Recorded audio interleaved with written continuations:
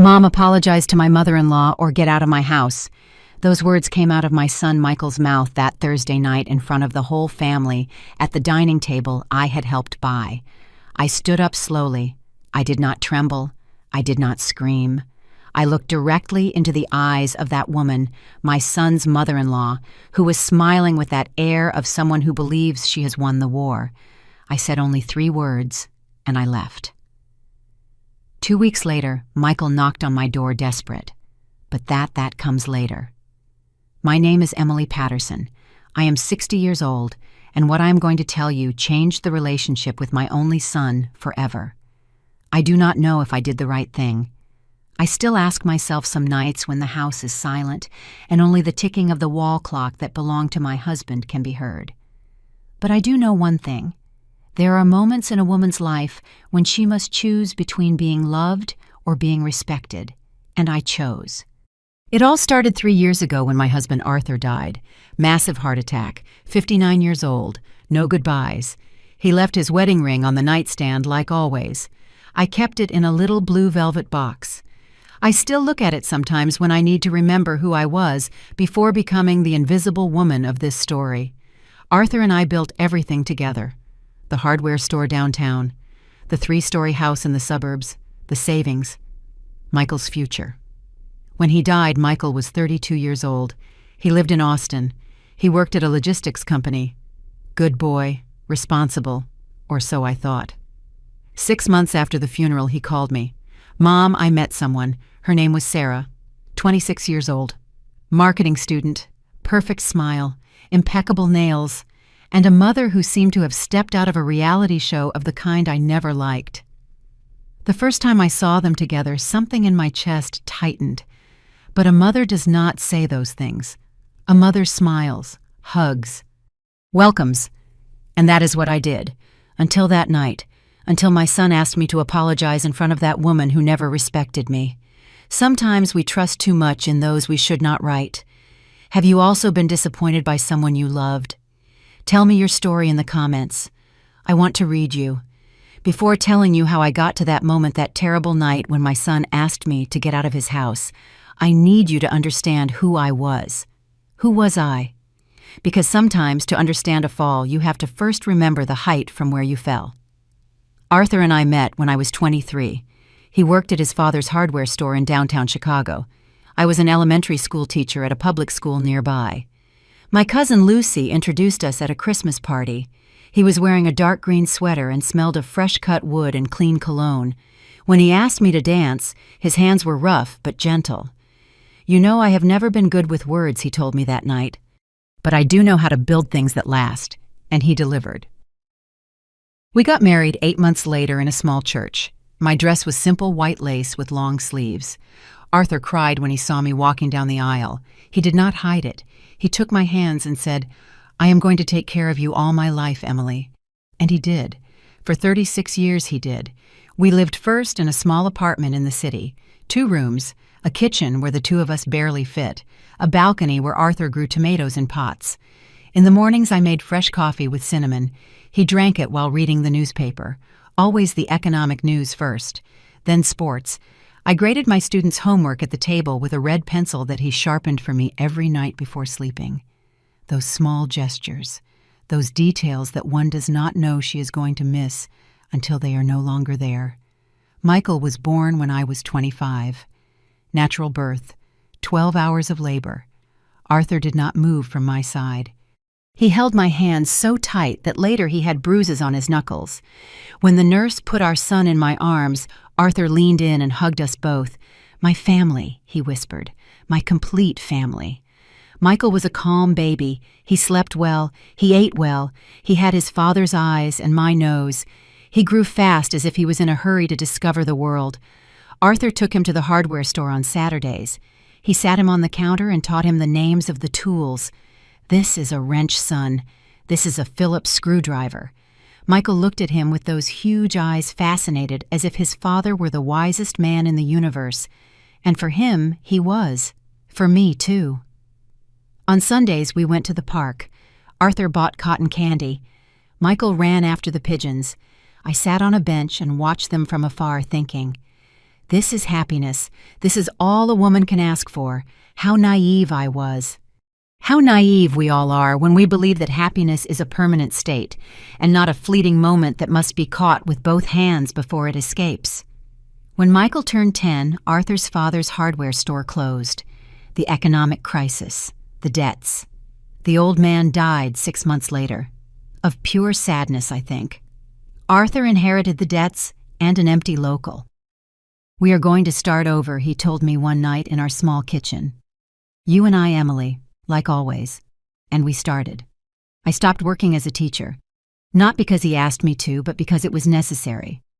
Someone had to be at the hardware store while Arthur got clients, negotiated with suppliers, rebuilt what his father had lost. We worked 10, 12, 14 hours a day. Michael ate at my mother's house after school. Many nights we arrived so late that he was already asleep. I went into his room. I tucked him in. I kissed his forehead. "Forgive me, my love," I whispered. "This is for you. Everything is for you." And it was. In 5 years, the hardware store became profitable again.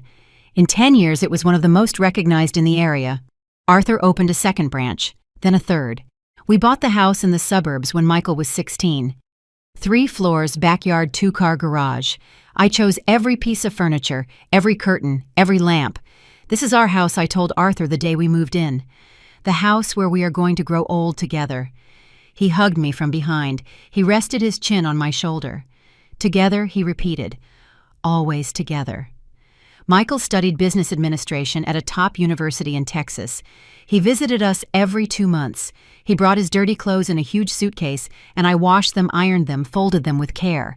He laughed. "Mom, I know how to wash my clothes. I know I told him. But I like doing it, because that is what a mother does, right? Finds pleasure in small things, in caring and serving and giving herself. And she never thinks that one day that devotion can be used against her." Arthur died on a Tuesday morning. We were having breakfast. He put his hand to his chest, looked at me with those eyes I loved so much, and said, "Emily, I." He did not finish the sentence. He collapsed in the chair. I called the ambulance. I did CPR as best as I could, remembering a course I had taken years ago. But it was too late. At the hospital, a young doctor with round glasses told me, "I am very sorry, ma'am. We did everything possible." Michael arrived that same night from Austin. He hugged me in the hospital hallway, and we both cried like we had never cried before. "I have you," he whispered. "I will always take care of you, Mom, just like Dad took care of you." I believed him. How could I not believe him? He was my son, my only son. The funeral was beautiful and terrible at the same time. The church was full. Clients, friends, relatives, neighbors. Everyone loved Arthur. I sat in the front pew with Arthur's ring clenched in my right hand. I did not cry during the service. I could not. It was as if all my tears had run out at the hospital, and now only a huge hole remained in my chest. That night at home alone, for the first time in 36 years, I opened Arthur's closet. His shirts still smelled like him. I sat on the floor and hugged them all one by one. And there alone in that closet that smelled of wood and fresh cologne, I finally could cry. While I tell all this, I think about where you might be listening to me. Write the name of your city in the comments. I would like to know from where you accompany me in this story. The first 6 months after Arthur's death were like walking underwater. Everything moved slow. Sounds came muffled. I existed, but I did not live. I got up at 6 in the morning out of habit, although there was no one left to make coffee for. I showered. I got dressed. I sat in the empty kitchen and watched through the window how the sun illuminated the garden Arthur had planted. His rose bushes kept blooming. How cruel right, that things keep growing when the person who planted them is no longer there. Michael called me every day from Austin. "How are you? Mom, did you eat well? Do you need anything?" I told him I was fine, that I ate well, that I did not need anything. White lies, we say, so as not to worry those we love. The truth was that I barely tasted a bite, that the house was too big for me, that every corner reminded me of Arthur, and that sometimes in the early morning I reached out my hand to his side of the bed, hoping to find him there. but it was always empty cold. Arthur's lawyer, Mr. Harrison, an older man with a gray mustache and formal manners, summoned me to his office 3 months after the funeral. "Mrs. Patterson, we need to review your husband's will." I sat in front of his mahogany desk with my hands on my brown leather purse, the same one Arthur had given me on our last anniversary. Mr. Harrison opened a thick folder and took out several documents. Mr. Patterson was very careful with his affairs. He began. He left everything in order: the hardware store, the properties, the bank accounts. I nodded without fully understanding where all that was going. "You are the sole heir, Mrs. Patterson. Everything passes to your name. The 3 hardware stores, the house in the suburbs, the lake house you bought 2 years ago, the investments, the savings." He paused. "It is a considerable estate. We are talking about approximately $2 million in assets." The number hit me like a cold wave. I knew Arthur had worked hard, that the stores were doing well, but I had never stopped to do the math. I had never thought in terms of estate. Mr. Patterson left very specific instructions. The lawyer continued, "You have total control of everything. You can manage it as you see fit, and when you decide, you can inherit it to your son, Michael. When I decide, I repeated." "Exactly. The will stipulates that you are the only owner while you live. Michael will inherit only after your death, or if you decide to make changes before." The lawyer handed me a card with the name of an accountant. "I recommend you meet with him. Review everything calmly, understand what you have in your hands." I left that office dizzy. $2 million. Arthur had left me protected. More than protected, he had left me safe, independent owner of my own destiny. For the first time in months, something resembling peace settled in my chest. I told Michael that same afternoon on the phone. "Mom, I am glad Dad left you everything well organized," he said. His voice sounded warm, genuine. "Now you do not have to worry about anything. You have your house, your income. You can live peacefully." "Yes," I replied. "Your father was always forward-thinking. And when the time comes, Michael continued, all that is going to be mine right eventually." Something in the way he said it made me pause. It was not the question. It was the tone, as if he were already counting the money, as if my death were just a pending procedure. "Eventually," I repeated. "When I am no longer here." Of course, he rushed to say. "I did not mean—" "You know what I meant, Mom." We hung up shortly after. I stayed sitting in the living room with the phone still in my hand, looking at Arthur's ring resting in its blue velvet box on the coffee table. It was the first time I felt a small chill, a discomfort, a tiny crack in the image I had of my son. But I ignored it, because that is what mothers do, right? Ignore the signs. Justify. Forgive before there is something to forgive. 6 months after that conversation, Michael called me excited. "Mom, I have news. Tell me, my love. I met someone." My heart skipped a beat. Michael had been single for years, focused on his work, on his career. The idea that he had finally found someone filled me with joy. "Tell me, what is her name?" "Sarah. Sarah Miller. She is 26. She studies marketing. I met her at a work conference 3 months ago. 3 months, and you had not told me anything." I scolded him gently. I wanted to be sure, he replied. "But Mom, she is the one." "I know it. I am very happy, Michael. When am I going to meet her?" "Soon, very soon. You are going to love her." 2 weeks later, Michael came to Chicago and brought Sarah. I prepared a pot roast all day before, Michael's favorite. I set the table with the lace tablecloth that had belonged to my grandmother. I arranged fresh flowers in the center. I wanted everything to be perfect. I wanted that girl to feel welcome in our family. They arrived at 2 in the afternoon. Michael entered first, smiling from ear to ear, holding the hand of a thin girl with long, straight hair, sharp face, flawless makeup. "Mom, this is Sarah." Sarah extended her hand. She did not hug me, only the hand, polite but distant. "Nice to meet you, Mrs. Patterson." Her voice was soft, almost childish, but her eyes scanned me up and down in 2 seconds, evaluating me, classifying me, filing me away. "The pleasure is mine, Sarah. Welcome." We sat in the living room. I served coffee. Sarah rejected it. "I do not drink coffee, thanks. Do you have sparkling water?" Of course I will get it now. While I went to the kitchen, I heard them speaking in low voices. I could not distinguish the words, but Sarah's tone was critical, as if she were making comments about something. I returned with the water. "What a big house," Sarah said, looking around. "It must be difficult to keep clean." "I manage," I replied. "Do you live alone here in this house so big?" "Yes." "How lonely, right?" The way she said it, it was not compassion, it was pity, or something worse. Michael changed the subject quickly. "Mom made pot roast. It is the best in the state, Sarah." We went to the dining room. I served the plates. Michael ate with appetite as always. Sarah moved the food from one side to the other with her fork. "Don't you like it?" I asked. "It is too seasoned for me," she replied. "My stomach is delicate. I can make you something else." "No, do not worry. I am on a diet anyway." The lunch felt eternal. Sarah talked about her studies, her plans, her family. My mom is an interior decorator. She has exquisite taste. She always tells me that a woman's home reflects who she is. And while she said it, her eyes scanned my dining room again, my curtains, my paintings, finding them insufficient. When they finished eating, Michael and I stayed alone for a moment while Sarah went to the bathroom. "What do you think?" my son asked, excited. I wanted to tell him the truth.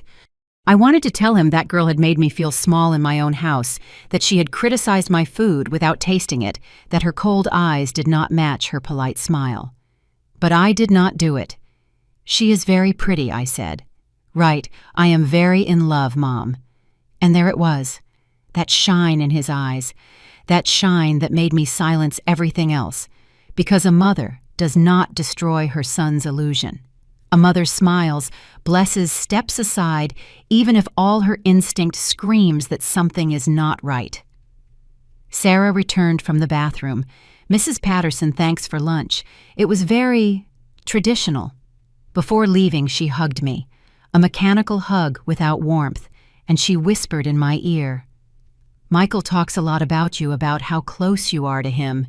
She said it as if it were a problem, as if I were an obstacle. I watched them leave from the door. Michael said goodbye with a kiss on my cheek. "I will call you tomorrow, Mom. Thanks for having us." I closed the door. I stayed alone in the hallway, and I knew, although I did not want to know it, that that girl was going to change everything. I went to the living room. I took the blue velvet box. I opened the lid. Arthur's ring shone under the afternoon light. "I do not like her." I whispered to the ring as if he could hear me. "I do not like her for our son." But the ring did not answer, and I kept my doubts in the same place where I kept that ring, in the silence, in the solitude, in a mother's fear of losing her only son's love. There are things one learns when getting old. One of them is that motherly love has a terrible defect. It makes us blind. We see what we want to see. We believe what we need to believe.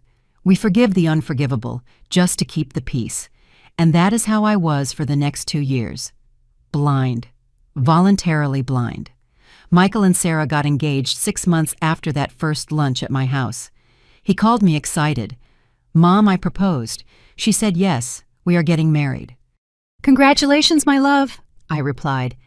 And I was sincere. Despite my reservations, I wanted my son to be happy. "When is the wedding?" "In a year. Sarah wants a big wedding, something elegant." "Of course. Whatever you need, count on me. Thanks, Mom." I knew I could count on you.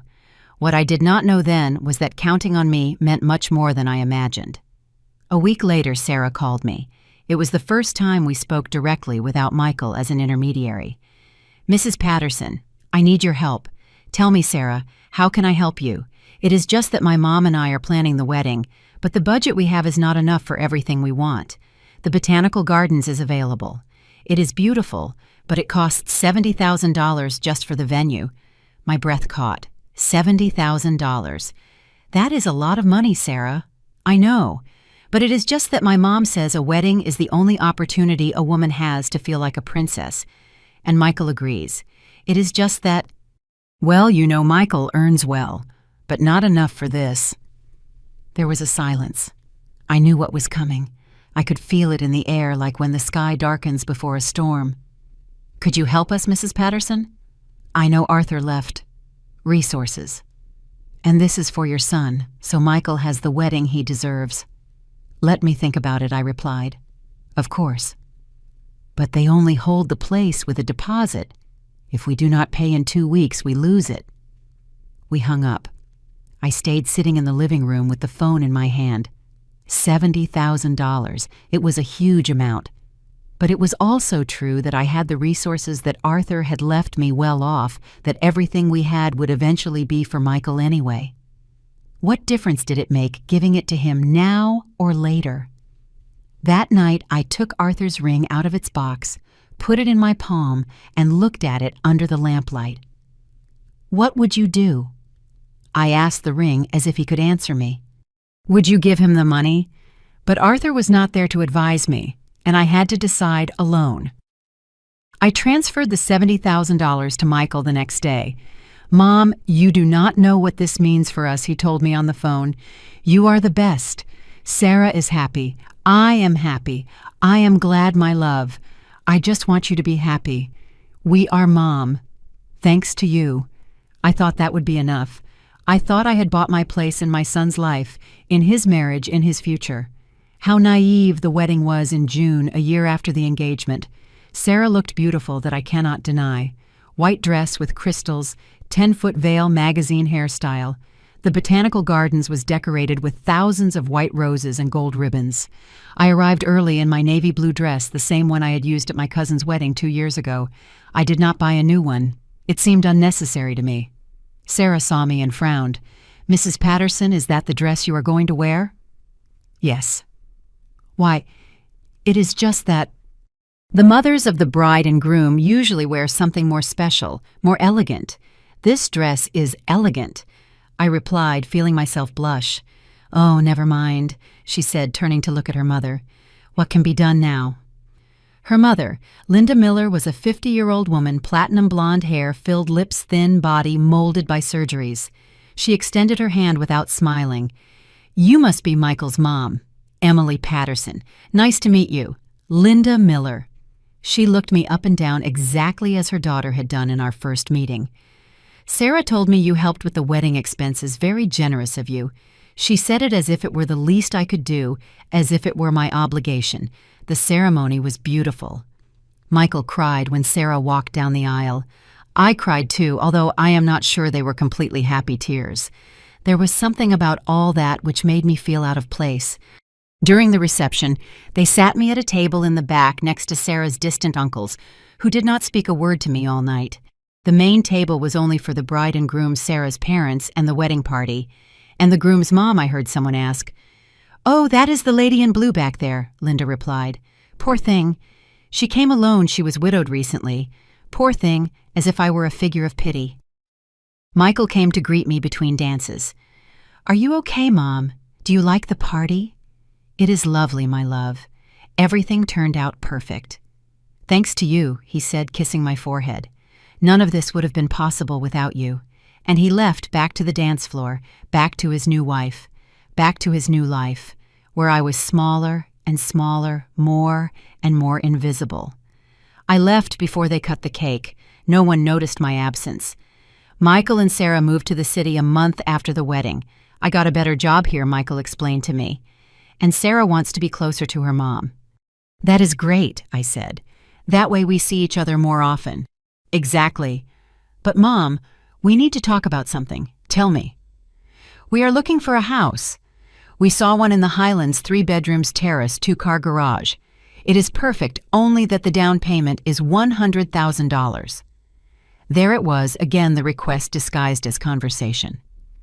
Michael, I already gave you $70,000 for the wedding. I know, Mom, and I appreciate it. But this is an investment. It is our house, where we are going to form our family, where your grandchildren are going to grow up. Grandchildren. That word hit me straight in the heart. I thought you guys could save for the down payment. I tried. We could. But that would take us 2 or 3 years, and the house is going to be sold before.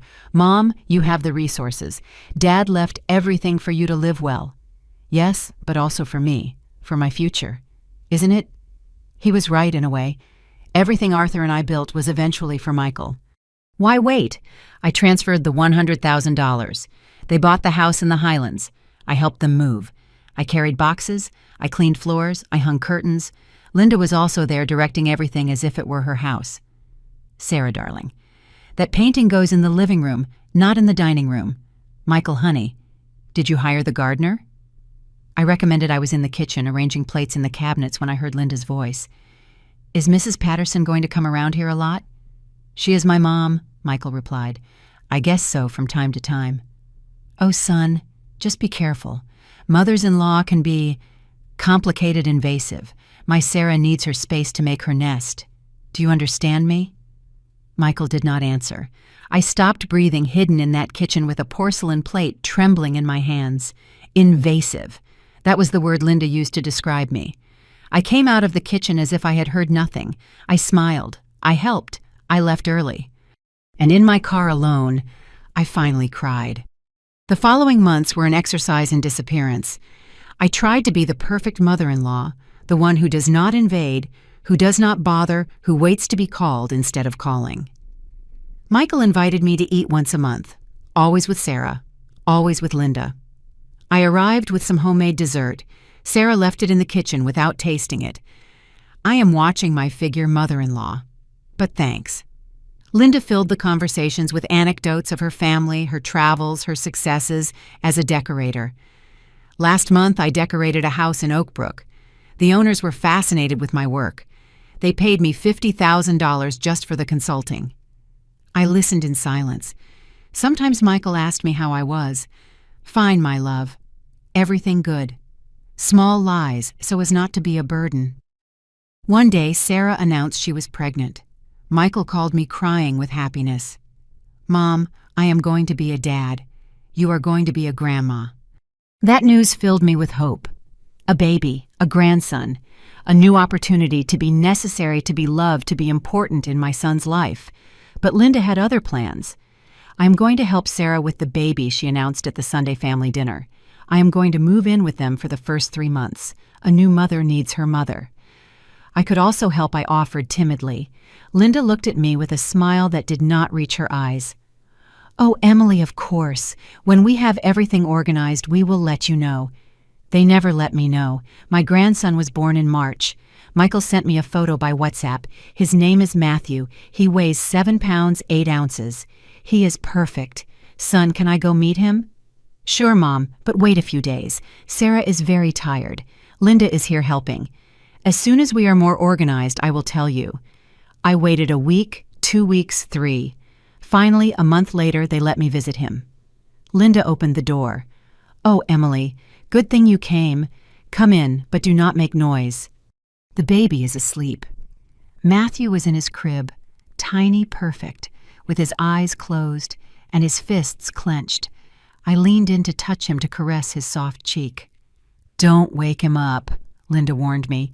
We just got him to sleep, and it was hours of work. I stood there looking at my grandson without being able to hold him, without being able to kiss him, without being able to tell him how much I loved him. 20 minutes later, Linda suggested it was time for me to go. Sarah needs to rest. I drove back to my house with a lump in my throat. I arrived, closed the door, went straight to the living room, took out Arthur's ring. And this time I did not just cry, I spoke to him. I am disappearing, Arthur. I told the ring.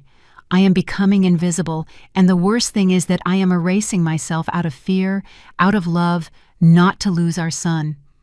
The ring shone in my hand, and I, in that huge and empty house, understood something terrible. I had become the mother-in-law who waits for permission to love, who apologizes for existing, who pays for every crumb of attention. And yet I remained silent, because that is what mothers who are afraid do. They swallow the pain smile and hope that someday someone notices they are bleeding inside. While I tell you this, I wonder if you have lived something similar. Have you ever felt that you erase yourself to keep the peace? Write it in the comments. Sometimes just knowing that we are not alone gives us strength to continue. There is a difference between suspecting and knowing, between sensing and confirming, between feeling that something is wrong and seeing the truth with your own eyes. I had been suspecting for 2 years, but what I discovered that afternoon changed everything. Matthew was 6 months old when Sarah called me. It was strange. She never called me. It was always Michael who acted as a bridge between us. Mother-in-law, I need a favor. Tell me, Sarah. It is just that I have an emergency. My mom had to go to Texas for an urgent project, and I have an appointment with the gynecologist. There is no one who can watch Matthew. Could you? My heart skipped a beat. Of course. At what time can you come in an hour? The appointment is at 3. I will be there. I drove to the Highlands with an excitement I had not felt for months.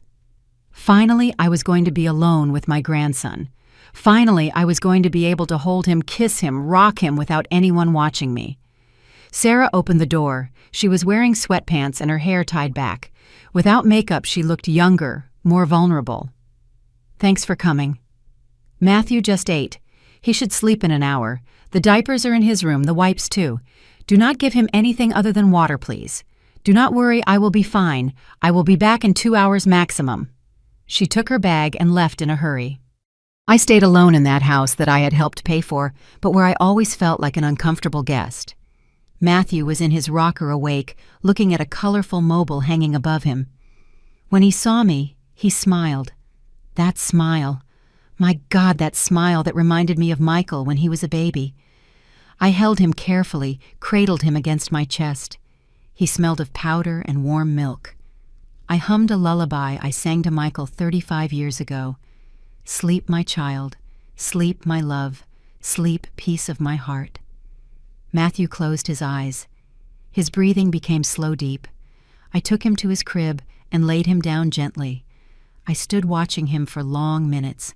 My grandson, the extension of my son, the continuation of Arthur and me, and I felt for the first time in years that my life made sense again. I left the room carefully, not to make noise. I went to the kitchen. I thought about preparing something for when Sarah returned, some tea, a sandwich. Something that showed that I was not only useful for watching the baby, but that I could be part of that family.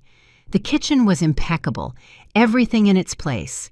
The glass table shone under the afternoon light, and there on the table was Sarah's cell phone. She had forgotten it. I did not touch it. It was not my intention. But the screen lit up by itself with a notification. A message from Linda. Did you talk to Michael about the trust? You have to pressure more. If the old lady does not put the house in his name, everything gets complicated. I froze. The screen turned off. My hands were trembling. Did I read right? The old lady. The trust, put the house in his name. The screen lit up again with another message. Remember what we talked about. While everything is in her name, you guys have no control. You need Michael to be firmer. The phone vibrated again. And do not tell him anything about Austin yet. First, secure the house in the suburbs. Austin. What about Austin? I moved away from the phone as if it burned. I went to the living room. I sat on the sofa. I tried to breathe, but my mind would not stop. The trust, the house, the old lady. I was the old lady. My house. The house Arthur and I bought. The house where we raised Michael. They wanted me to put it in my son's name. Why? For what? The baby cried. I went to his room. I held him. I rocked him until he calmed down. But while I did it, my mind kept spinning. All the requests for money, the $70,000 for the wedding, the $100,000 for the down payment. Had it been filial love or strategy? All the spaced visits, the scarce invitations. Had it been respect for my space or calculated distancing? Sarah returned 2 hours later. Everything okay? Perfect. Matthew slept almost the whole hour. Great, thanks for coming, mother-in-law. I left quickly. I could not be there any longer. I could not look her in the eyes without her seeing my discovery. In my car before starting the engine, I took out my cell phone. I looked in my bank transfer history. $70,000, June of last year. $100,000, August of last year. $15,000, October. For the baby furniture mom, $20,000. December, for the kitchen remodel, $30,000. February, for Sarah's car. Hers broke down, $235,000 in less than 2 years. How had I not seen it before? How had I been so blind? I arrived home. I went straight to my study. I took out all the documents Mr. Harrison had given me. Arthur's will, the deeds to the house, the property titles of the hardware stores, the bank statements, everything was in my name, as Arthur had wanted. Because Arthur knew me, he knew our son. He knew Michael was good but impressionable. He knew he needed to protect me even after death. I took Arthur's ring. I held it against my chest. You knew I told him. That is why you did it like this. That is why you left everything to me. That night I could not sleep. I replayed every conversation, every visit, every request, and they all fit into a pattern I had not wanted to see. The next morning Michael called me. "Mom, how are you?" "Fine, my love. Sarah told me you watched Matthew yesterday." "Thanks, it was a pleasure." There was a pause. "Mom, I need to speak with you about something important." There it was. I knew it. I could feel it. "Tell me." I was thinking. "Now that Matthew is here, that we are a family, that things are growing, don't you think it would be a good idea if we started organizing the estate better?" "What do you mean?" "That everything is in your name still. The house, the hardware stores, everything. And I understand Dad did it like that to protect you. But Mom, you are alone. If something happened to you, everything would remain in a complicated legal process. Wouldn't it be easier if I already had some things in my name? Like the house, for example." There it was. The house. Exactly as Linda's message had said. "Michael, your father left things like this for a reason. I know, Mom, but 3 years have passed. You are no longer so vulnerable. You are no longer grieving. It is time to be practical." "Be practical," I repeated. "Yes. Besides, think about Matthew, about his future. If the house were in my name, I could use it as collateral for investments to grow the estate to secure your grandson's future." Every word was calculated. Every argument designed to touch my weak points, my son, my grandson, my need to be useful. "I am going to think about it," I said. "You are going to think about it." His tone changed. It became colder. "Mom, it is not something that should be thought about so much. It is logical. It is the right thing. Michael, it is my house, the house where you grew up. I cannot take that decision lightly. But eventually it is going to be mine anyway. What is the difference? The difference is that your father wanted things to be this way, and I am going to respect his will." Silence on the other end of the line. When Michael spoke again, his voice sounded distant. "Fine, Mom. I understand. But think about it, okay? Talk to Mr. Harrison. Ask him what is most convenient. I will do it." We hung up. I stayed sitting with the phone in my hand, feeling that something had broken between us. Something small, but important. A trust. An innocence. That afternoon, I went to see Mr. Harrison without telling Michael. "Mrs. Patterson, what a pleasure to see you. How can I help you?" "Mr. Harrison, my son is asking me to put the house in the suburbs in his name. He says it is the most practical thing." The lawyer took off his glasses and looked at me seriously. "Ma'am, Mr. Patterson was very clear in his will. Everything remained in your name for a reason. He wanted you to have absolute control while you lived, but eventually everything will be Michael's. Yes, after your death, or if you decide to make changes.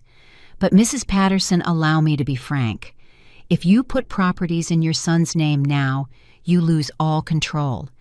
If he decided to sell them, mortgage them, or if he had financial or legal problems, you could do nothing.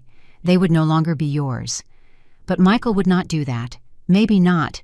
But Mr. Patterson structured it like this to protect you, not only from external circumstances, but also from impulsive decisions, yours or your son's." His words fell on me like cold water.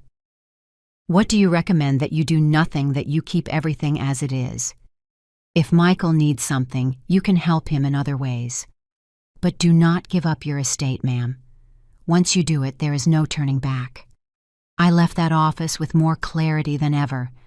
Arthur had protected me, and I was about to undo that protection because of my need to be loved.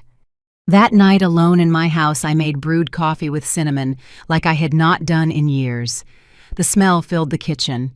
I sat at the table where Arthur and I had drunk thousands of cups together, and for the first time in 3 years, I did not feel alone. I felt accompanied by his decision, by his love, by his foresight. I took the ring out of the blue velvet box, put it on my ring finger. It was too big for me, but I held it there anyway. "Thank you," I whispered to him. "Thank you for taking care of me, even after leaving." 2 days later, Michael came to visit me without warning. He brought Sarah and Matthew. "Mom, we came to eat with you. It has been a long time since we shared. I made pancakes, eggs, bacon." I set the table carefully. During the meal, the conversation was light. Matthew babbled in his high chair. I gave him little spoonfuls of applesauce. But after coffee, Michael took out an envelope. "Mom, we brought something for you to review." "What is it?" "It is some documents." "For the transfer of the house. I already spoke with a notary. We just need you to sign them." Sarah looked at me with that polite smile I hated so much. I opened the envelope. I read the documents. Deed of property transfer, from Emily Patterson to Michael Patterson Miller. I felt the floor move under my feet. "Michael, I told you I was going to think about it.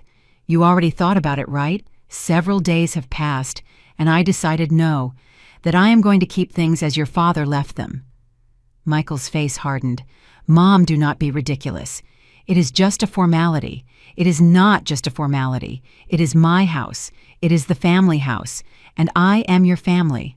"I know, but while I live, things stay as they are." Sarah shifted in her chair. Her eyes shone with something that was not sadness. It was fury.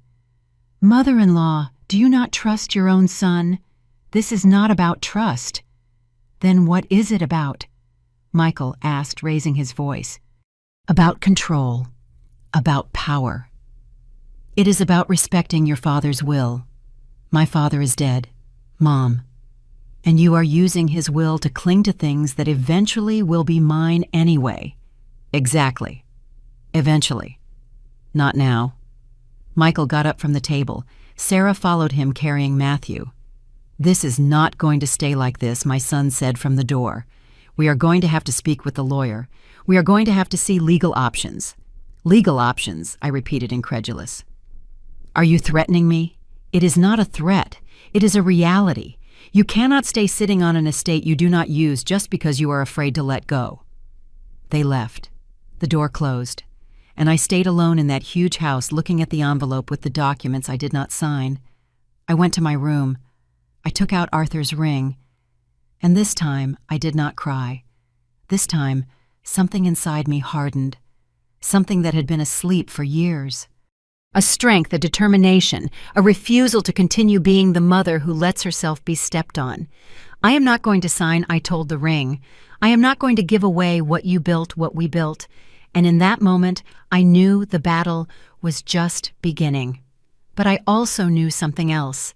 This time, I was not going to disappear. This time, I was going to fight.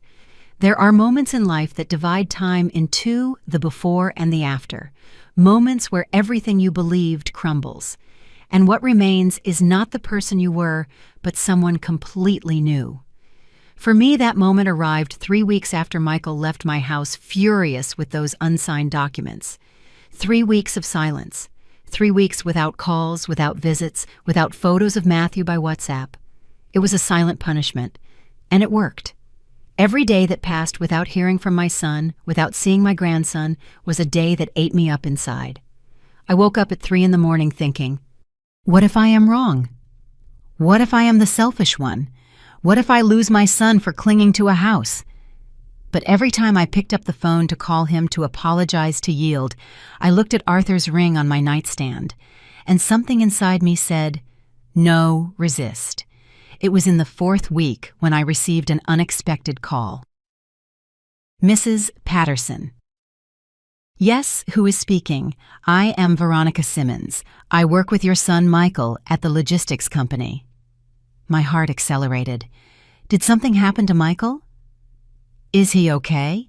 No, sorry to scare you. Michael is fine. It is just that, well, I need to speak with you. It is important. Could we meet? What is it about? I would prefer to tell you in person. Tomorrow at 11 at the cafe on Main Street across from the theater. There was something in her voice. Urgency. Fear, perhaps. I will be there. That night, I did not sleep. What could that woman want? Why didn't she tell me over the phone? Did it have to do with Michael? I arrived at the cafe 15 minutes early. I ordered a black coffee that I did not taste. My hands were trembling. Veronica arrived exactly at 11. She was a woman of about 40. Short hair, gray business suit, serious face. She sat in front of me without smiling. "Thanks for coming, Mrs. Patterson. What is happening? What does it have to do with my son?" Veronica took out her cell phone. She looked for something and showed it to me. It was a photo of Michael in a restaurant with a woman. It was not Sarah. It was a young woman with brown hair, open laugh. Michael had his arm around her. He looked at her like he had not looked at anyone in a long time. "Who is she?" I asked, although my voice barely came out. "Her name is Ashley. She works at the branch in Austin.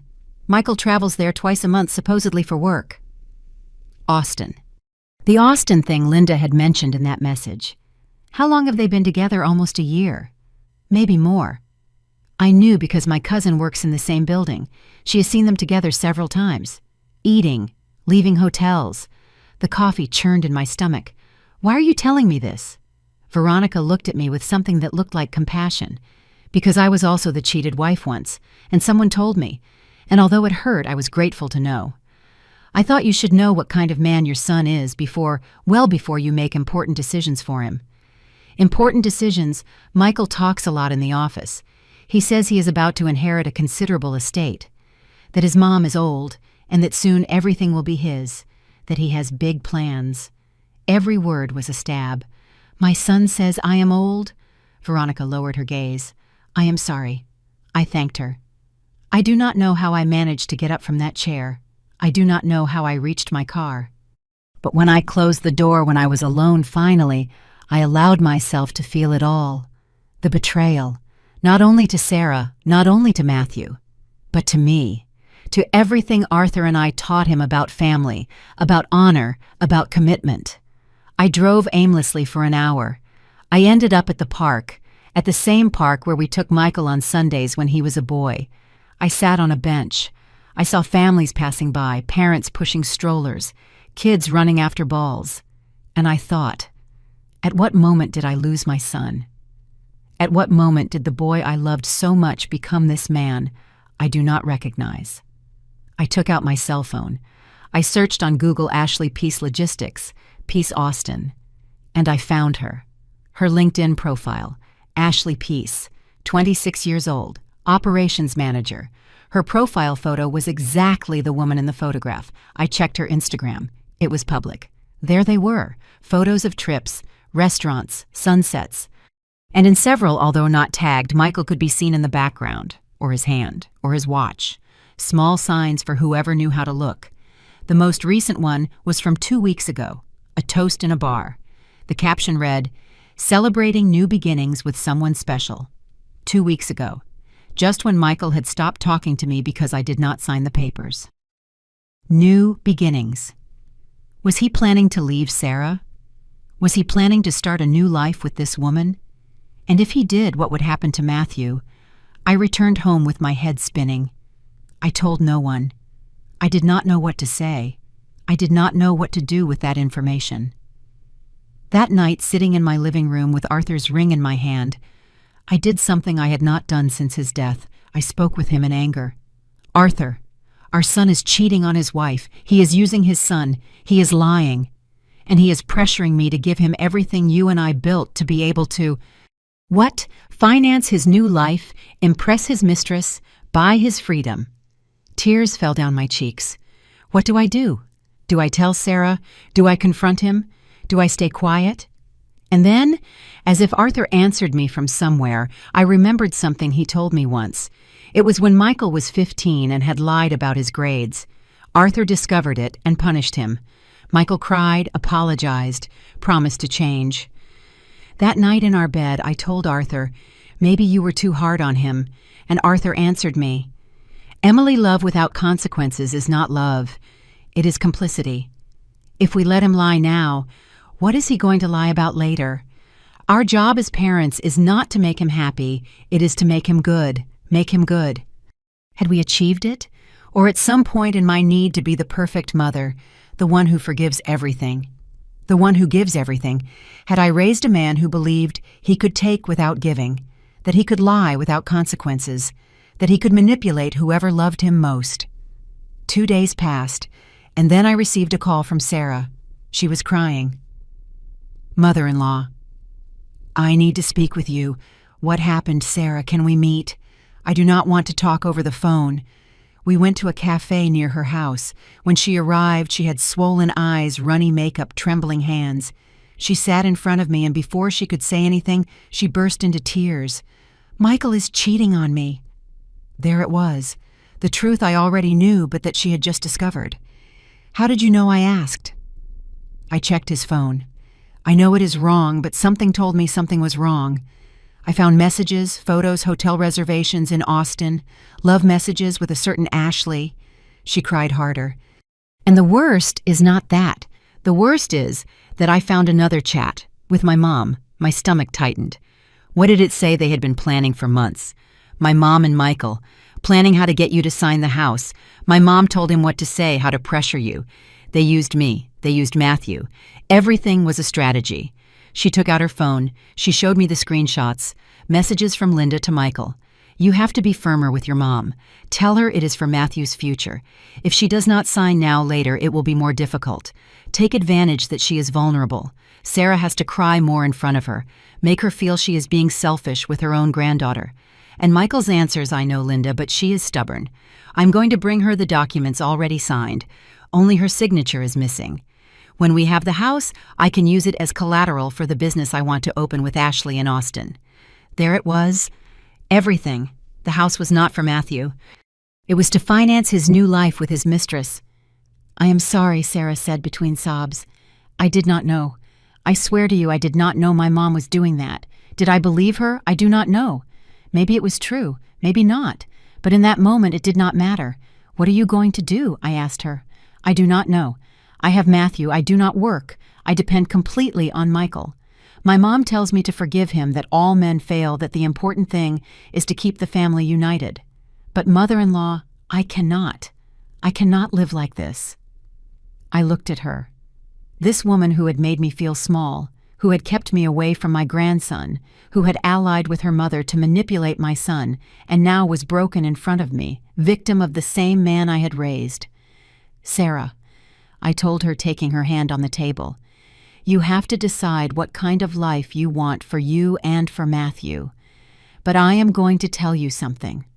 Do not let anyone, not even your mother, tell you that you deserve less than what you really deserve."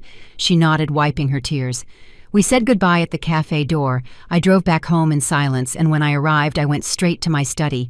I took out all the documents, the will, the deeds, the bank statements, and called Mr. Harrison. "Mr. Harrison, I need to see you tomorrow. It is urgent." "Did something happen?" "Mrs. Patterson?" Yes, it happened that I finally opened my eyes. That night, alone in my house, I prepared the dinner Arthur loved most. Pot roast, white rice, warm rolls. I put 2 plates on the table, one for me, one in front of me empty. On the empty plate, I put Arthur's ring, and while I ate, I spoke to him. "Forgive me, love. Forgive me for almost betraying your trust, for almost giving away what you built with so much effort to protect me. I thought I was being a good mother, but I was being a foolish mother." I took the ring. I put it on my finger. This time it did not fit so big. This time it felt correct. "I am not going to give him anything," I whispered. "Not the house, not the hardware stores, not $1 more. It is over. If he wants his inheritance, let him wait until I die, just like he planned." And for the first time in 4 years since Arthur's death, I felt something that was not sadness. I felt fury, clean fury, just fury, fury, that does not destroy, but builds fury that says no more. The next day I went to see Mr. Harrison. "Mrs. Patterson, how can I help you? I want to activate a clause in my husband's will. I want to ensure that nothing he left can be touched by my son until after my death, and I want to do it in a way that is irreversible." The lawyer looked at me surprised. "Are you sure?" "Completely."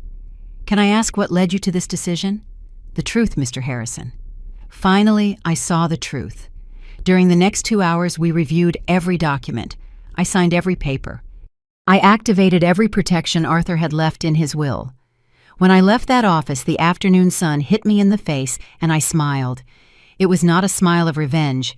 It was a smile of liberation of a woman who finally stops betraying herself for love. That night, Michael called me. "Mom, we need to talk." "I know," I replied. "Me too. Come to dinner tomorrow at 8. Sarah is going to cook. We have to fix this." Something in his tone told me it was not an invitation. It was a trap, but I was no longer afraid.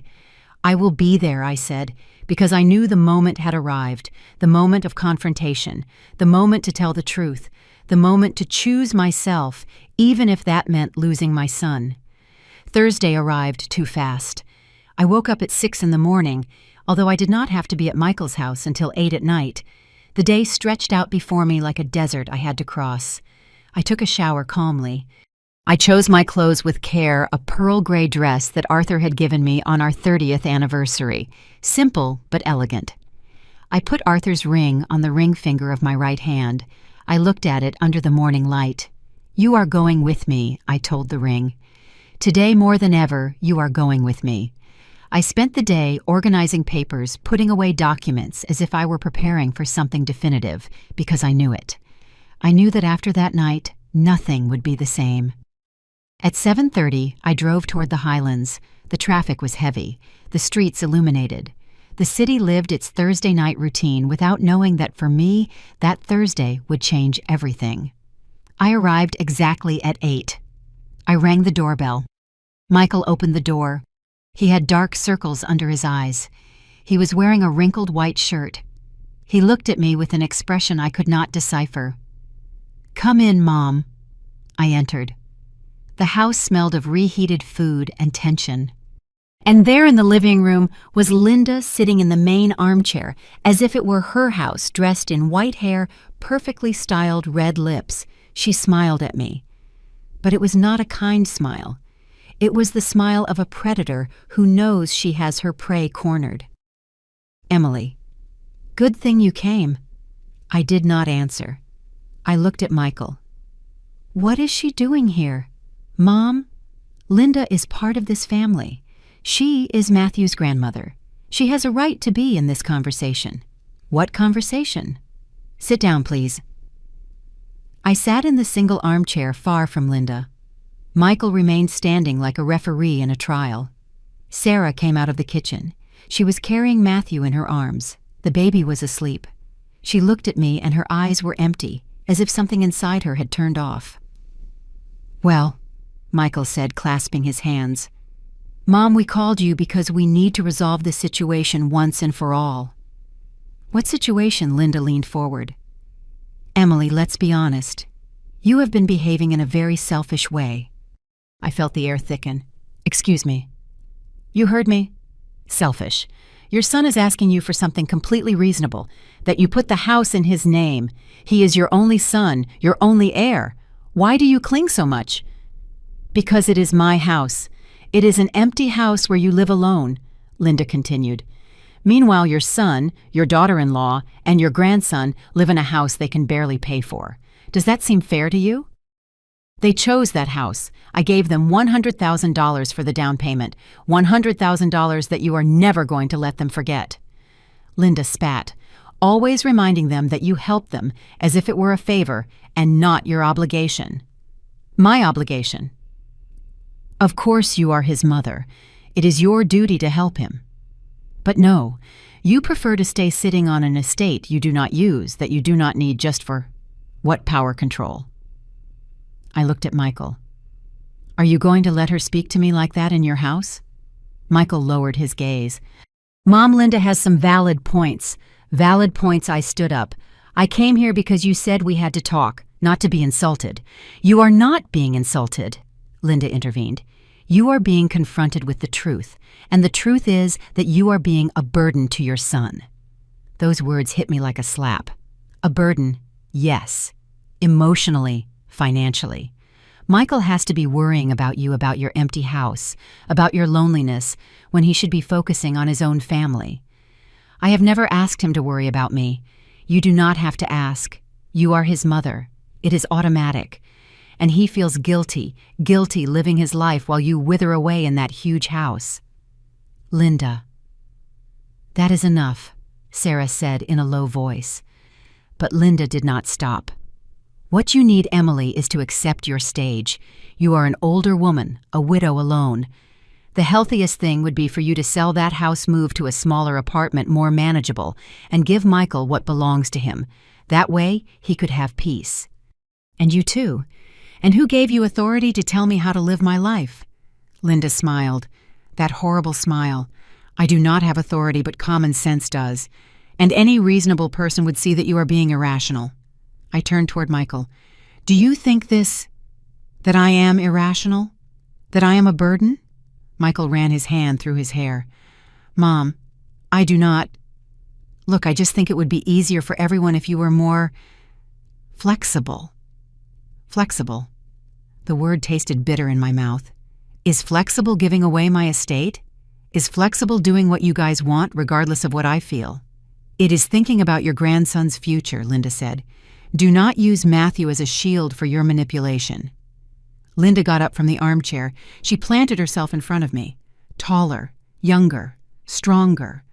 "I am not manipulating anyone. I am being the voice of reason in this dysfunctional family. Because clearly you raised a son who is afraid to say no to his own mother." "Linda, sit down," Sarah ordered. But Linda remained standing, looking at me with contempt. "Do you know what your problem is, Emily? That you never got over your husband's death. And you are clinging to material things because you have nothing else. No friends, no social life, no purpose. Only that empty house and those memories that no one else wants. That is enough." Sarah's voice cut the air like a knife. But the damage was already done. Every word from Linda had been calculated to hurt, and it had worked. I felt tears burning my eyes, but I did not let them out. I was not going to give her that pleasure. "Michael," I said, turning toward my son, "did you bring this woman here to insult me?" Michael looked uncomfortable. "Mom, I just wanted us to talk." "Well, we already talked, and I heard everything you had to say. Now it is my turn." Everyone fell silent. I took Arthur's ring off my finger. I held it high so everyone could see it. "This ring belonged to your father, the man who worked all his life to build something. Not just for him, not just for me. For you too, Michael. But he was wise enough to know that an estate in the wrong hands becomes a curse, not a blessing. Mom, please, your father left everything in my name for a reason. Because he knew me. Because he knew I was going to protect what we built. And he also knew you. He knew you were good but impressionable. He knew you could make impulsive decisions. He knew you needed protection, even from yourself. Isn't that true?" "No." I took out my cell phone. I looked for the photos Veronica had sent me. I showed them to him. Michael paled. "Who is Ashley?" "Michael." Sarah let out a sob. Linda stayed quiet for the first time all night. "Who is the woman you have been seeing in Austin for almost a year? The woman with whom you plan to open a business using my house as collateral?" "How did you know?" "It does not matter how I knew. What matters is that now I know exactly what kind of man you are, and I know exactly what you wanted my house for." Michael opened his mouth, closed it. He had no defense. "But that is not all." I continued. "I saw Linda. I also know that you and this lady have been planning for months how to manipulate me, how to pressure me, how to use Sarah and Matthew as emotional tools, so I would yield." Linda lifted her chin. "I was only protecting my daughter and my grandson." "Lie. You were protecting your investment. Because if Michael got my estate, you would also benefit. Or isn't it true that you promised him that if he got the house, you would help him with Ashley's business?" Linda did not answer. She did not deny it, because it was true. I turned toward Sarah. She was crying in silence, rocking with Matthew in her arms. "Sarah, I am sorry. I am sorry my son did this to you. I am sorry your mother used you.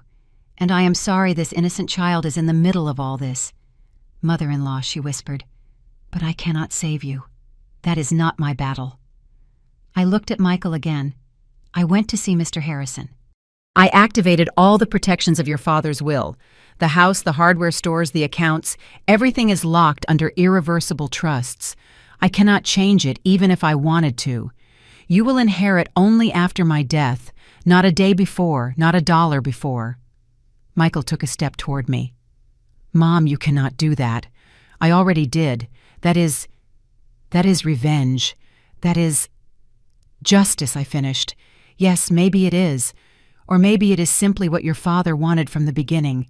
You are punishing me for falling in love with another person. I am protecting you from yourself, just like your father protected me." Linda approached. Her face was red with fury. "You are a bitter, selfish, cruel old woman." Maybe I replied calmly, but I'm a bitter old woman with my house, with my estate, with my dignity intact.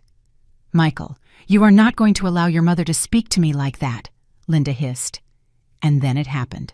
Michael looked at me. He looked at me with a coldness I had never seen in his eyes. "Mom," he said with a hard voice, "you have to apologize to Linda." Time stopped. "What you disrespected her. You insulted her. She is my son's grandmother. Apologize to her. Now." I could not believe what I was hearing. "Michael, she insulted me first. She called me selfish, a burden, a bitter old woman. And maybe she was right. Look at what you are doing, destroying your own family for money. It is not for money, it is for—" "Apologize to my mother-in-law," Michael shouted. His voice boomed through the whole house. Matthew woke up and started crying. "Or get out of my house." There it was. The ultimatum. The line I never thought my son would cross. I looked at Michael, at the man who had grown in my womb, at the boy I had rocked in my arms, at the son for whom I would have given my life without thinking. And I saw a stranger. I saw a man asking me to humiliate myself in front of the woman who had conspired against me.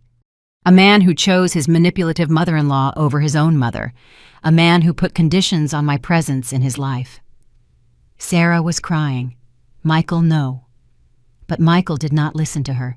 He stared at me, hoping I would yield, hoping I would kneel, hoping I would choose his love over my dignity as I had always done. But this time was different. I stood up. I took my purse. I walked toward Linda. She looked at me with that victorious smile, with that shine in her eyes that said, "I beat you." I stopped in front of her, and I said only 3 words. "You keep him." Her smile froze.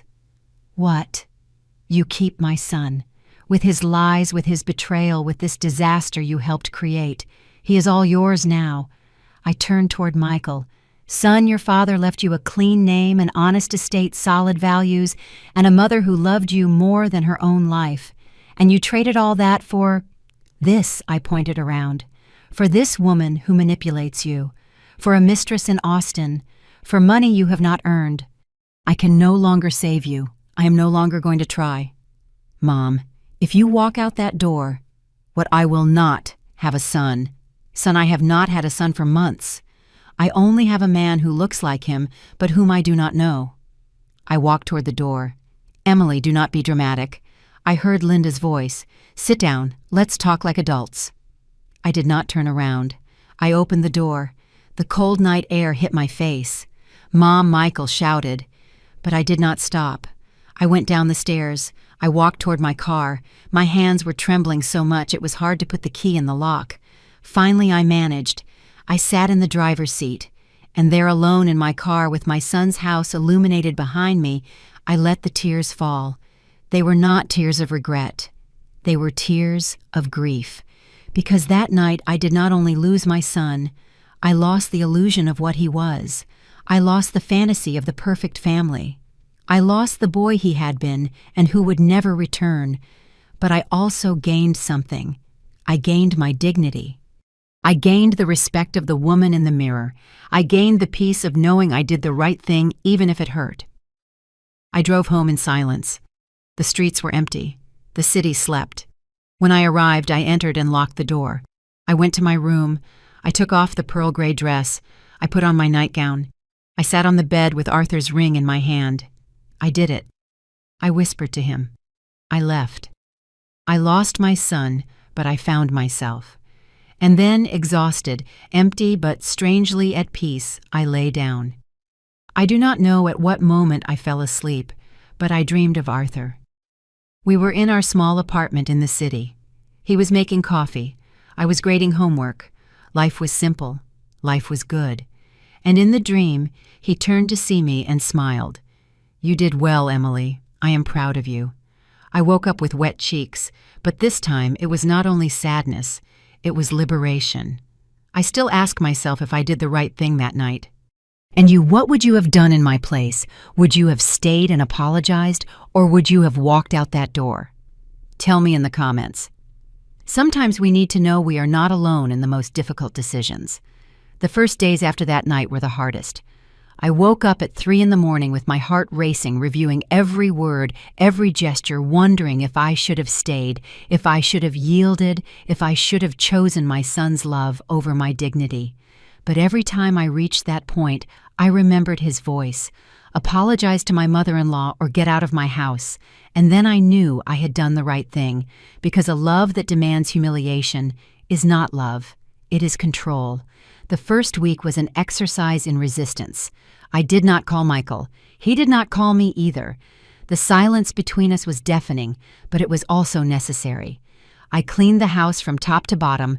I donated clothes I did not use. I gave away furniture that only occupied space. It was as if I were making space not only in my house, but in my life, in my heart. One afternoon, while organizing Arthur's closet, which I had left intact for 4 years, I found a box on the top shelf. I took it down carefully. It was full of letters. Letters Arthur had written to me while we were dating, letters I had kept and forgotten. I sat on the floor and read them all one by one. In one of them, written 2 months before our wedding, Arthur said, "Emily, I promise you I will always protect you even when I am no longer here. I am going to build something so solid for you that you never have to depend on anyone, not even on our children, because motherly love is the strongest in the world, but also the most vulnerable, and I am not going to let anyone abuse that love." I cried reading those words because Arthur had kept his promise. He had built something solid. He had left protections. He had foreseen exactly this, that I would need to defend myself even from my own son. And the most beautiful thing was that he had done it without judging Michael. He simply knew human nature. He knew money changes people. He knew external influences can twist even the best children, and he had given me the tools to survive that. I put the letters back in the box, but I took out that particular letter, put it in a frame, and hung it in my study as a reminder, as an anchor. In the second week, I received an unexpected call. It was Sarah. "Mother-in-law, can we talk?" "Tell me, Sarah." "Not over the phone. Can I come to your house?"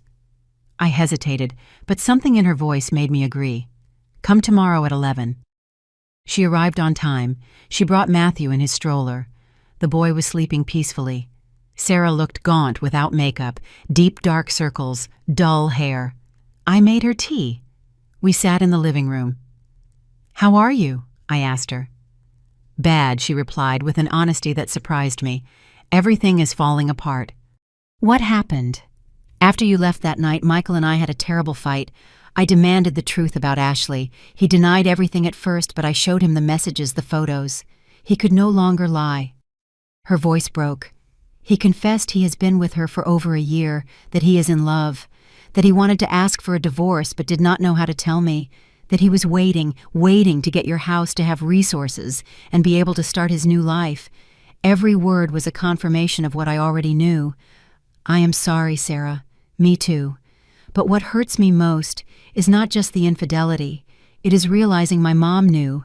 My own mother knew Michael was cheating on me and told me nothing, because it suited her that I remained married to him, because as long as I was Michael's wife, she could keep manipulating him.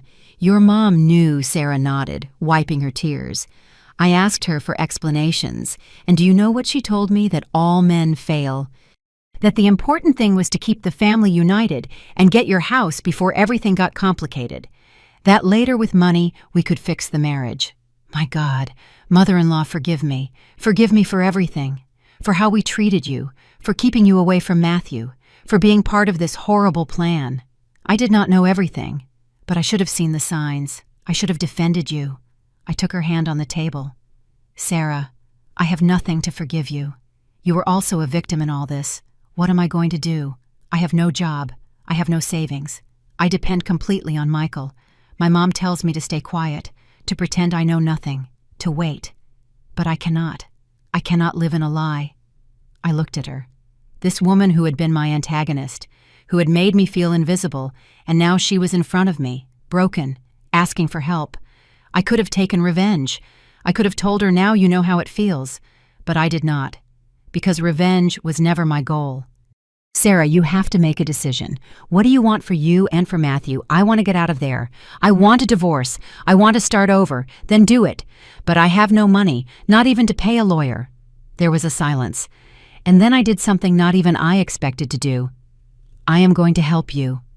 Sarah looked up, surprised. What I'm going to pay for a lawyer. A good lawyer. Someone to help you get fair child support for Matthew, to help you get out of that house with dignity. Mother-in-law, I cannot accept. Yes, you can, because I am not doing it for you. I am doing it for Matthew. My grandson deserves to have a strong mother, a mother who does not stay in a dead marriage out of fear, and you can be that mother, but you need help to start. Sarah cried, a deep cry of relief and gratitude. Thank you, thank you, thank you, thank you. After she left, I stayed thinking about my decision. I did not do it for Michael. I did not do it to punish him. I did it because it was the right thing, because Matthew was innocent, and he deserved to grow up with a mother who could look at herself in the mirror without shame. That small gesture gave me something I did not expect. Peace. Peace knowing that even in the middle of chaos, I could choose to be good. I could choose to help instead of avenge. The following days were strangely quiet. I resumed activities I had abandoned. I joined a book club at the neighborhood library. I started going to yoga classes in the mornings. I met other women my age, women who had also been widowed, who had also raised children who now lived far away. One of them, Margaret, became my friend. We drank coffee after yoga and talked about everything. About our dead husbands, about our complicated children, about our postponed dreams. Do you know what my son told me the other day? Margaret told me one afternoon that my house was too big for me alone, that I should sell it and give him the money so he could invest it, that he would know how to manage it better. I laughed, a bitter laugh. My son told me the same thing. And what did you do? I told him no. And what happened? He stopped talking to me. Margaret nodded with understanding. Mine too. We have not spoken for 3 months. Does it hurt? At first, yes. A lot.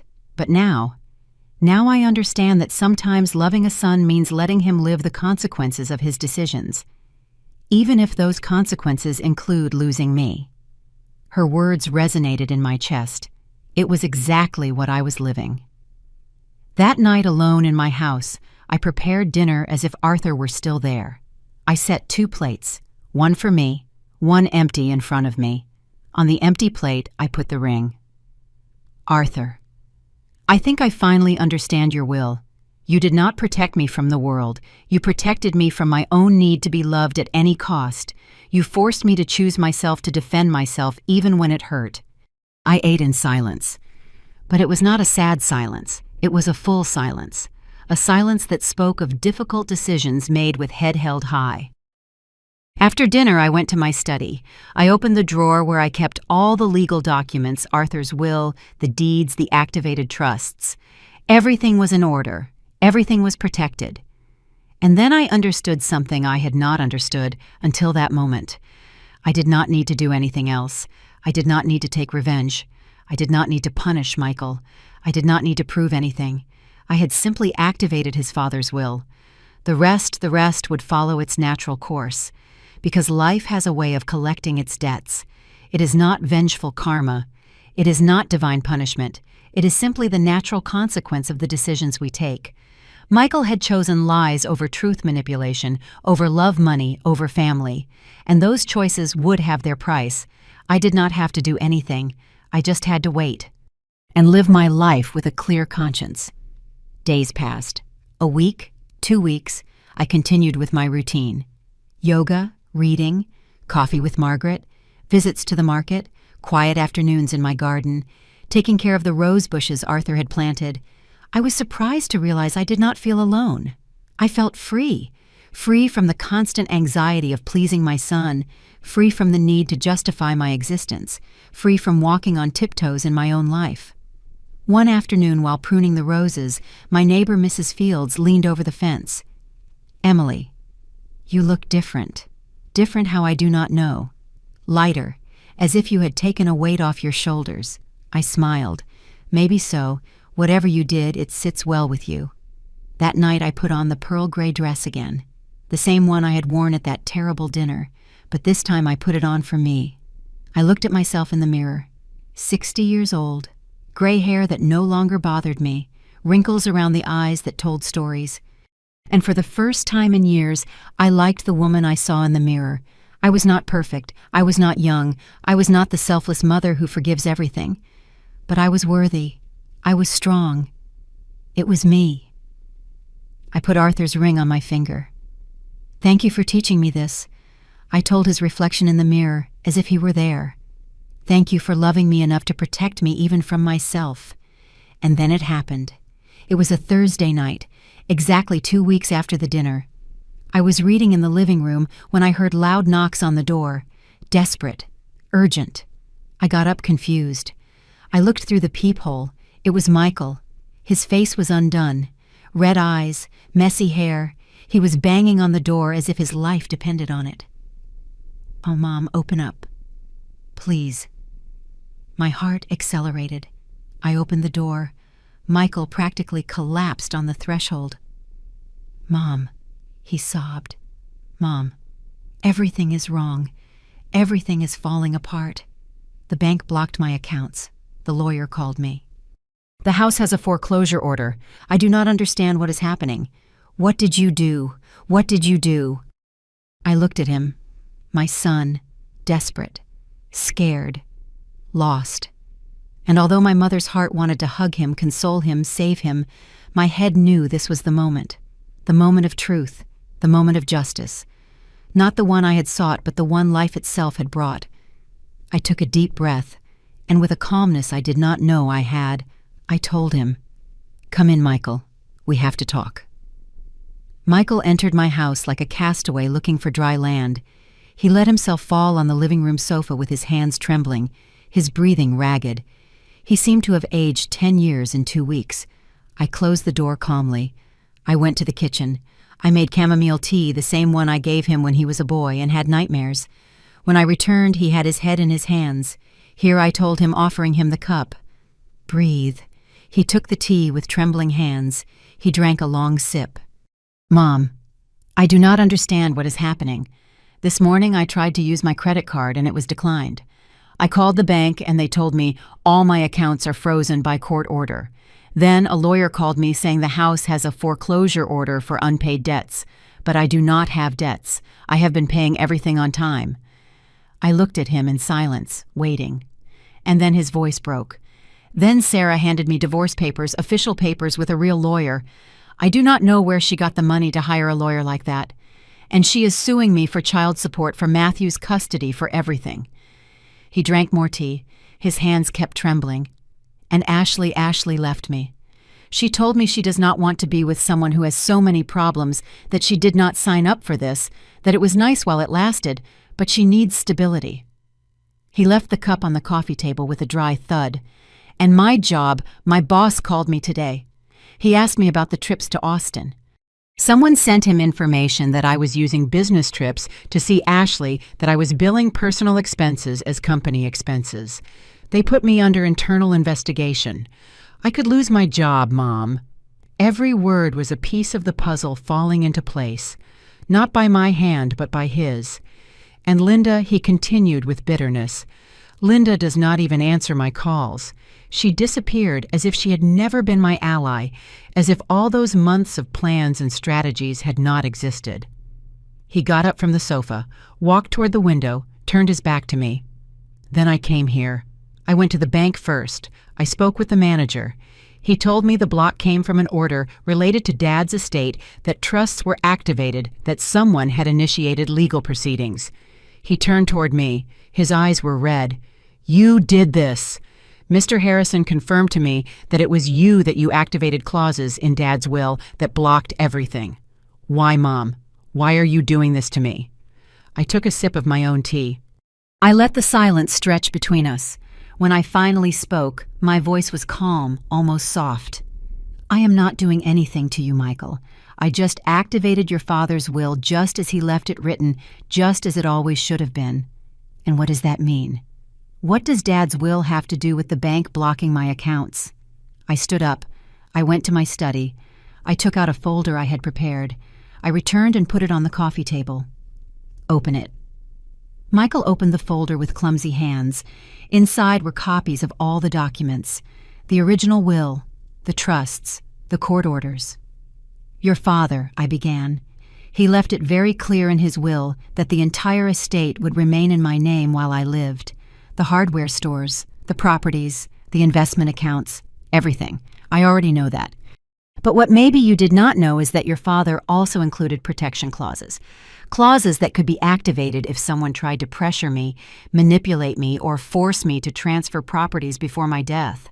Michael paled. "One of those clauses established that if I felt I was being coerced, I could activate an armored trust. A trust that not only protected my estate, but also investigated the financial situation of my heir. What your father was not stupid, Michael. He knew money changes people, that external influences can corrupt even the best children, so he left tools to protect me, and to protect you too, from yourself." Michael was leafing through the documents, reading fast, trying to understand. "When I activated the trust, I continued an audit was automatically initiated. An audit of how you had been handling the money I had given you in the last 2 years. An audit? Yes. And that audit revealed interesting things.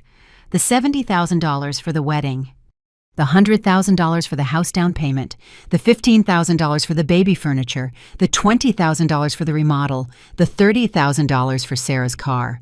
All that was for my family, for our needs. Really, I took out another document. This is a report from the private investigator hired by the trust. It turns out that of the $20,000 that were supposedly to remodel the kitchen, only $5,000 were used for that. You transferred the other $15,000 to Ashley Peace for the deposit on an apartment in Austin." Michael said nothing. His silence was sufficient confession. The $30,000 for Sarah's car never reached a car. $20,000 went to an investment account in your name and Ashley's. You gave the other $10,000 to Linda so she could invest in her decorating business with the promise that she would give you a return when you got the house.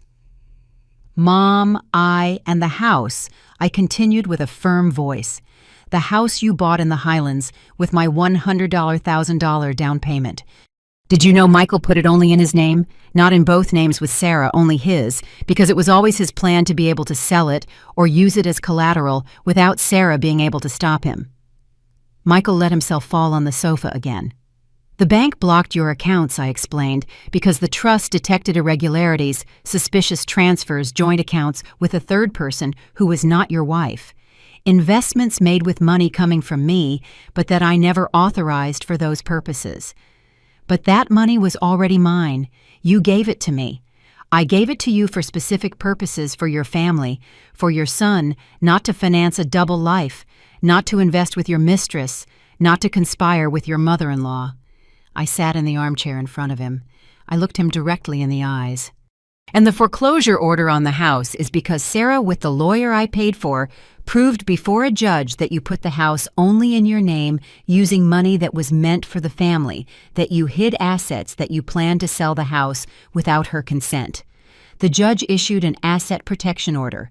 Until the divorce is resolved, that house cannot be sold, mortgaged, or touched." Michael put his hands to his face. You paid for Sarah's lawyer." "Yes. Why, to destroy me. No, to protect my grandson, to make sure Matthew has a strong mother who can take care of him, because you, my son, demonstrated you have no intention of doing so. I love my son. Do not say that." My voice hardened. "Do not insult the concept of love. You do not love Matthew. If you loved him, you would not have cheated on his mother. You would not have planned to destroy his family.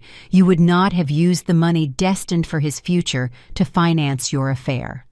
Michael started to cry, deep sobs of a broken man. "And Ashley left you. I continued without mercy now, because people like her are only there when things go well, when there is money, when there are promises, when there is a future. But when problems arrive, when reality hits, they leave because it was never love, it was convenience. I loved her. You love the fantasy, you love the idea of starting over, of being young again, of escaping your responsibilities. But real love, son, real love, stays in difficult moments, stays when the other person gets old, stays when there are bills to pay and diapers to change and sleepless nights. You had that real love with Sarah, and you threw it in the trash. Sarah and I did not love each other anymore, maybe. But then you should have been honest. You should have asked for a divorce before cheating on her, before lying, before using your mother's money to build your escape. Michael cried harder now. And Linda, I continued. Linda disappeared because for her, too, it was only a means to an end. While she believed you could get my house, that you could be her partner in her businesses, she was your best ally. But now that everything collapsed, now that you are no longer useful, she left because people like Linda only love the benefit, not the person. I got up, walked toward the window, looked toward my garden where Arthur's roses kept blooming. And your job? I said without turning around. Your job is investigating you because someone sent them information. Do you know who it was? Silence. I did not do it, but I suspect it was Veronica, your colleague, the woman who also went through an infidelity, and who saw you lie day after day. She has her own conscience and decided your company deserved to know the truth. I turned toward him. You see, Michael, I did not destroy your life. You destroyed it. Decision after decision, lie after lie, betrayal after betrayal. I only activated your father's will. The rest was life collecting what you owed. Michael wiped his face with his hands. When he spoke, his voice was barely a whisper. And now what? What am I supposed to do that I cannot decide for you? But I can tell you what I will not do. I am not going to save you. I am not going to unblock the accounts. I am not going to talk to the bank. I am not going to pay the lawyer to defend you. I am not going to rescue you. Mom, please, I am going to lose everything. My house, my job, my family. You already lost your family. You lost it the day you chose the lie. And the house was never really yours. It was an illusion bought with my money and your job. Well, that depends on if the accusations are true. And I think we both know they are. He got up desperate. Then what do you want that I crawl? That I ask for forgiveness on my knees? I do not want anything from you, Michael. I do not need your forgiveness.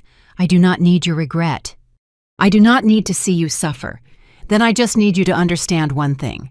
Your father loved you enough to leave you an inheritance, but he also loved you enough to protect it until you were worthy of receiving it. And right now, son, you are not worthy. Those words hit him like a slap.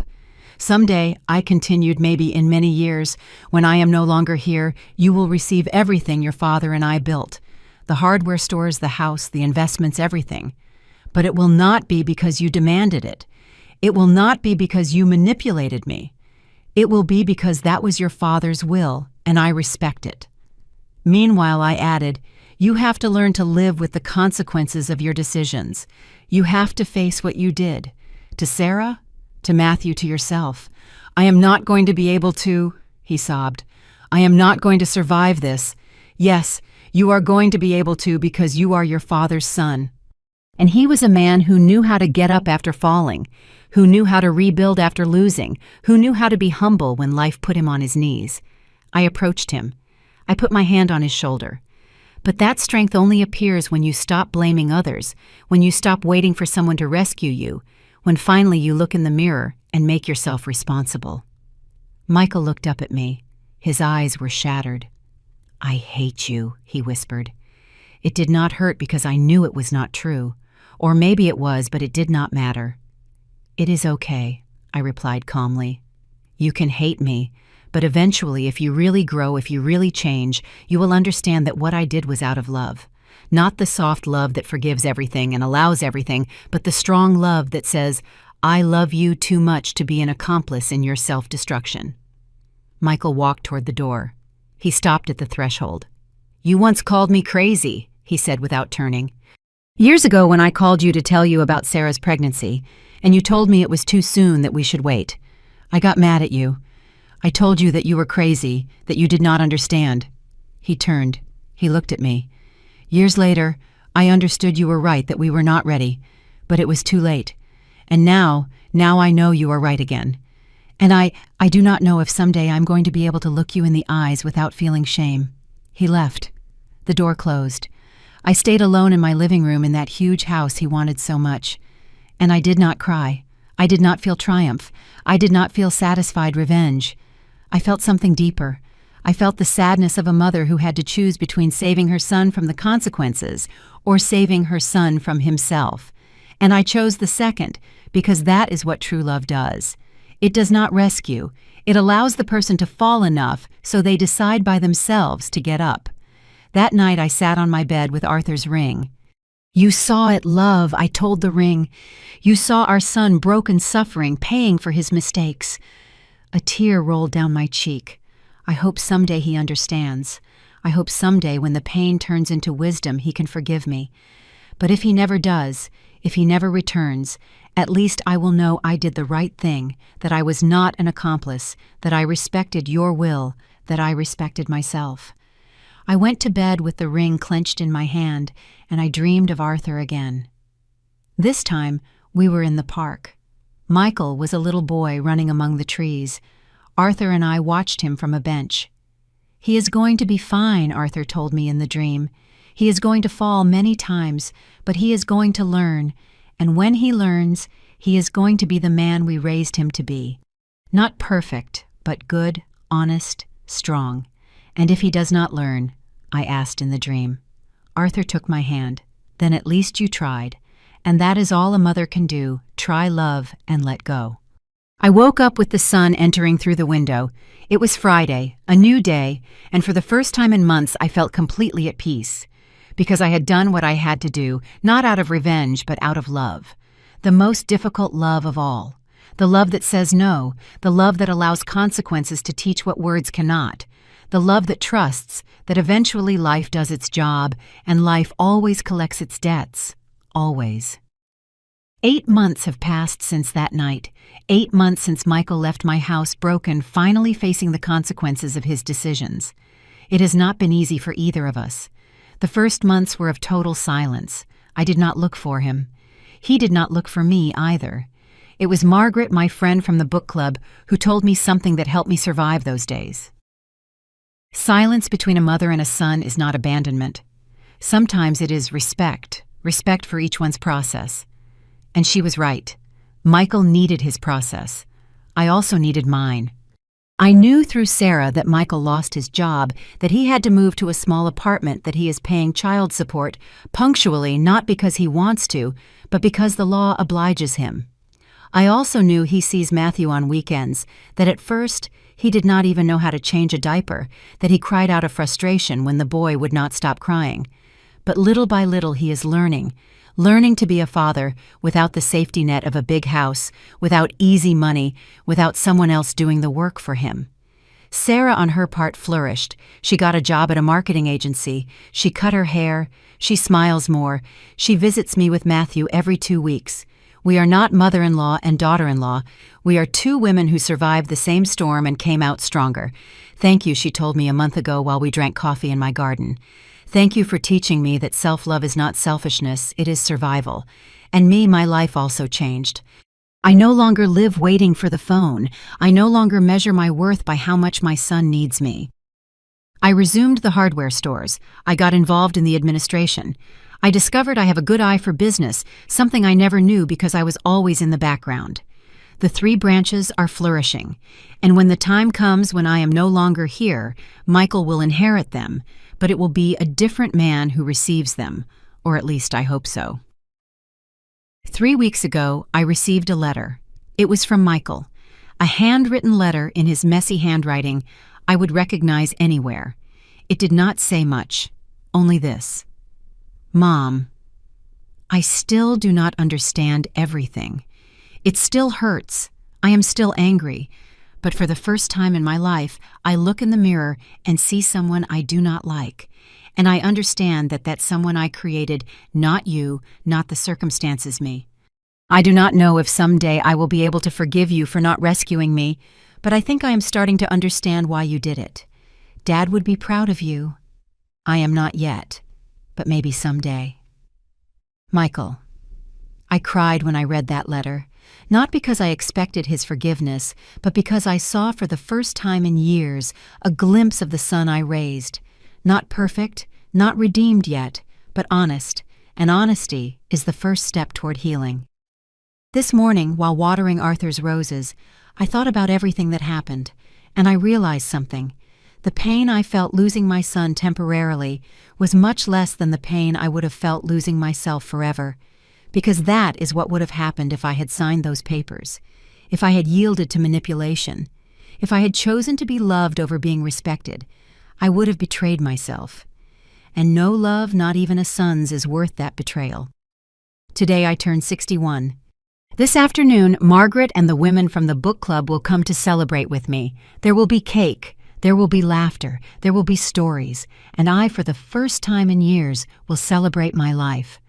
Not the life I lost, not the life I could have had, but the life I have. Here, now, real, imperfect, but mine. Before my friends arrive, I went to my room. I took Arthur's ring for the last time out of its blue velvet box. I put it in my palm. I looked at it under the afternoon light. I fulfilled your will, love, I told him. It was not easy, but I did it. I protected what we built. I protected myself. And I gave our son the only opportunity he had to become a real man, the opportunity to fall, to fail, to learn. A tear fell on the ring. Thank you for loving me so much, for knowing me so much, for protecting me even after your death. I closed my fist around the ring, and then I did something I had never done. I went to the garden, to the rose bushes Arthur planted. I dug a small hole next to the most beautiful bush, the one that blooms with deep red roses. And there in the warm earth I buried the ring, not because I did not love him, but because I finally understood I did not need to carry him anymore. Arthur was not in that ring. Arthur was in the hardware stores we built, in the house we chose, in the son we raised, in the difficult decisions I made using the strength he gave me. He was in me, and he would always be. I covered the ring with earth. I watered the rose bush. Rest, my love. Your work is done. You taught me to be strong. Now it is my turn to live that lesson. I got up. I shook the dirt off my hands, and I returned to my house with a light heart. If my story reached you here, if these words resonated somewhere in your soul, I want you to know something. You are not alone. Many women have had to choose between being loved or being respected, between pleasing or protecting ourselves, between saving others or saving ourselves. And it is the most difficult decision in the world. But I promise you that on the other side of that decision there is peace. Maybe there isn't the happy ending you imagined. Maybe there are losses. Maybe there is grief. But there is also dignity. And dignity at the end of the day is the only thing no one can take away from you, unless you allow it. I no longer allow it. And I hope you don't either. Thanks for listening until the end. If this story touched your heart, subscribe and activate the bell to listen to more stories of women who transform their pain into wisdom. Every day a woman, a life lesson. Share this story with someone you love. Sometimes a story like this can change a whole day. God bless you, and until next time.